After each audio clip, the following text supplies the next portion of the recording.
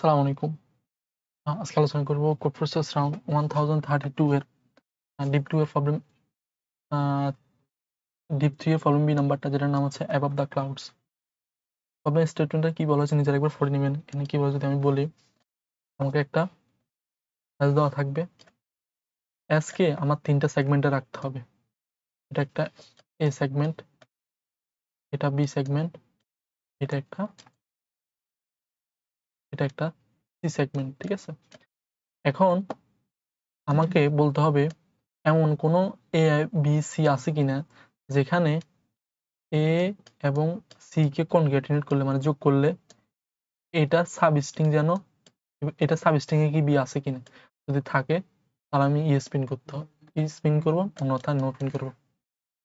ঠিক আছে, অন্যথা আমার নো পিন করবো। এবং সাবস্ট্রিং জিনিসটা কি, ধরো সাবস্ট্রিং হচ্ছে ধরো A A A B C D E F G. ঠিক আছে, ধরো হচ্ছে এটা একটা সাবস্ট্রিং হতে পারে, মানে কনজিকিউটিভ এলিমেন্ট, এটা একটা সাবস্ট্রিং হতে পারে। তারপরে ধরো এটা পুরো একটা সাবস্ট্রিং হতে পারে, বা পুরো এটা একটা সাবস্ট্রিং হতে পারে। এখন সাবস্ট্রিং হইতে হবে কি বি, এটা ঠিক আছে, সরি মানে এ এবং সি এর যে কোনো একটা সাবস্ট্রিং যেন বি হয় আমার। ঠিক আছে, এখন দেখো তো বি যত ছোট হয় তার আমার জন্য তত ভালো না। ধর বি তে জাস্ট একটা লেটার লাগছে, এটা হচ্ছে ধরো আমার এ লেটার। এখন এ লেটার আইদার এখানে থাকতে পারে বা এখানে থাকতে পারে। ধরো এখানে আছে এ সি, আর এখানে আছে ডি, আর এখানে আছে এ।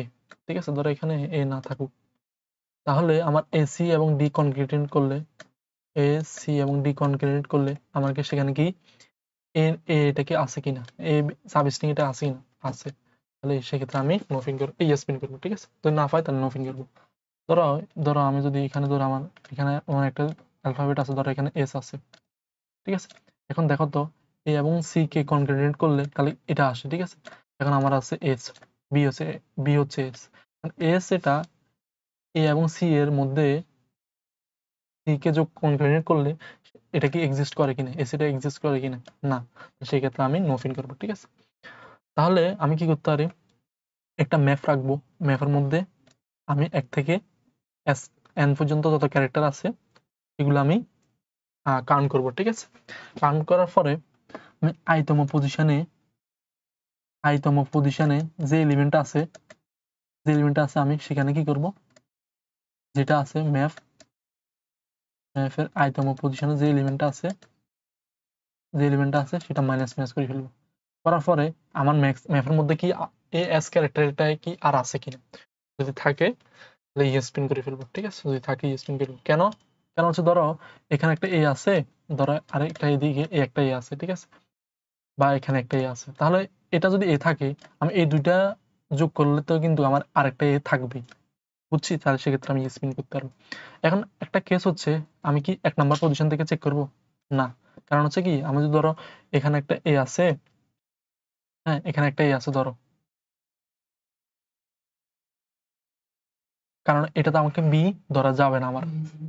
এটা আমার বি ধরা যাবে না, কারণ বি থাকতে হলে শুধু তো আমার এ থাকতে হবে, তারপরে হচ্ছে এদিকে একটা সেগমেন্ট বি থাকতে হবে, একটা সেগমেন্ট সি থাকতে হবে। ঠিক আছে, তার মানে আমার যদি 0 বেস ইন্ডেক্সিং হয় আমি 1 নাম্বার বেস ইন্ডেক্সিং থেকে শুরু করব।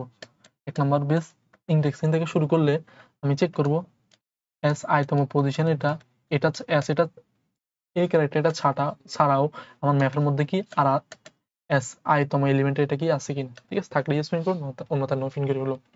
যদি আমি কোডে যাই তাহলে কি করব, শুরুতে আমি এনটা ইনপুট নিব, তারপরে এস এটা ইনপুট নিব। ঠিক আছে, তাহলে কি করব, ইনিশিয়ালি আমি ম্যাপের মধ্যে যতগুলো ক্যারেক্টার আছে এগুলো আমি কাউন্ট করব। ঠিক আছে, মানে ফ্রিকোয়েন্সি কাউন্ট করব। এটা তো জানো ম্যাপের কমপ্লেক্সিটি হচ্ছে কি n log n। ঠিক আছে, তার সমস্যা নাই। তারপরে কি করতেছি, 1 নাম্বার পজিশন থেকে n-1 পজিশন পর্যন্ত আমি একটা লুপ চালাতেছি, আমি বি খুঁজতেছি, বি নামক ক্যারেক্টার এটা। ঠিক আছে, আমি এখানে n-1 কেন, কারণ হচ্ছে 0 বেস ইন্ডেক্সিং। ঠিক আছে, আর n-1 হচ্ছে আমার হচ্ছে এখানে তো সি থাকতে হবে, এখানে এ থাকবে, এখানে সি থাকবে, তার মানে আমার 0 বেস ইন্ডেক্সিং এটা নেওয়া যাবে না। তারপর হচ্ছে n-1 এই ইন্ডেক্সে এটা নেওয়া যাবে না। ঠিক আছে, আর যেহেতু 0 বেস ইন্ডেক্সিং এখানে হচ্ছে n-1 টা নিলাম আর কি। ঠিক আছে, এখানে এই মাঝখানে ভ্যালুগুলোর মধ্যে ডাবল ক্যারেক্টার আছে কিনা সেটা চেক করতেছি, ঠিক আছে? তাহলে এখানে যে শুরুতে যে কারেন্ট যে ক্যারেক্টার আছে এটাকে ম্যানেজ করে ফেলতেছি, ঠিক আছে? ধরো হচ্ছে আমার এ বি সি আমার এখান থেকে শুরু হবে, ঠিক আছে? এখান থেকে শুরু হয়ে এ বি সি ডি এখান থেকে শুরু হয়ে এ পর্যন্ত আমার লুপ চলবে। এখন শুরুতে আমি যে কারেন্ট ক্যারেক্টারটা আছে এটাকে আমি ম্যানেজ করে ফেলবো, ঠিক আছে? ম্যানেজ মানে এখানে শুরুতে আমার একটা বি আছে, এটা ম্যানেজ করলে শূন্য। এখন ইফ কন্ডিশনের মধ্যে যদি 0 থেকে বড় কিছু থাকে সেটা সত্য হিসেবে কাউন্ট করবে, যদি থাকে তাহলে আমি ব্রেক করে ফেলবো, ঠিক আছে? শুরুতে একটা ফ্ল্যাগ ভেরিয়েবল নিলাম, সেটাকে আমি ব্রেক করে ফেলবো। যদি না থাকে তাহলে আচ্ছা আমি এখানে এস যেটা আছে সেটা আমাকে বাড়ায় ফেললাম, ঠিক আছে? মানে এস কাউন্টটা ইনক্রিমেন্ট করলাম আবার, ঠিক আছে? আবার ধরে এখানে আসছি, চেক করতেছি আমার সি এটা কি আছে কিনা, আমার এদিকে বা এদিকে মানে পুরো ম্যাপের মধ্যে আছে কিনা। যদি থাকে তাহলে চলবে, না থাকলে তো শুরুতে না থাকলে আবার চলবে, ঠিক আছে? তারপরে চেক করতেছি আমার ফ্ল্যাগ ভেরিয়েবলটা কি 1 কিনা। যদি 1 হয় তাহলে ইয়েস প্রিন্ট করো, আর অন্যথায় নো হইলে, যদি 0 হয় তাহলে নো প্রিন্ট করবো, ঠিক আছে? এই হচ্ছে প্রবলেম সলিউশনটা। আশা করি বুঝেছি প্রবলেমটা। আসসালামু আলাইকুম।